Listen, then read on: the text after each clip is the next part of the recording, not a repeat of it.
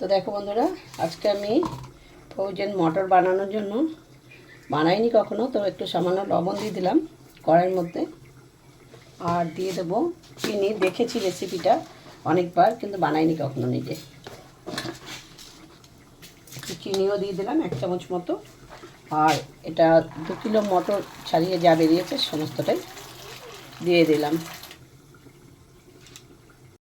তো দেখো বন্ধুরা, একটুখানি ভাপ দিয়ে নিয়েছি। ফুটতে দেওয়ার আগেই মটরটাকে গ্যাসটাকে বন্ধ করে দিচ্ছি। আর এখানে নিয়ে নিয়েছি দেখো বরফ। তো তোমার বরফ জল নিয়ে নিলাম। এখন এখানে দিয়ে দিলাম। এটা দিলে নাকি কালারটা খুব ভালো থাকে। তো দিয়ে এবার আমি মটরটা একটু মনে হয় বেশি ডাসা হয়ে গেছে। তো দেখো বন্ধুরা, বরফ জলে এখন রেখে দিয়েছি। এখন মোটামুটি ভালোভাবে ঠান্ডা হওয়ার পর ছেঁকে নেবো জল থেকে। তো দেখো বন্ধুরা, একটা প্লাস্টিক মধ্যে রেখে দিচ্ছি, এরপরে ফ্রিজে করে দেবো।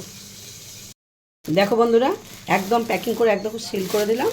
এখন রেখে দিয়ে দেখব যে এটা ঠিকঠাক হয় কি না, থাকে কি না।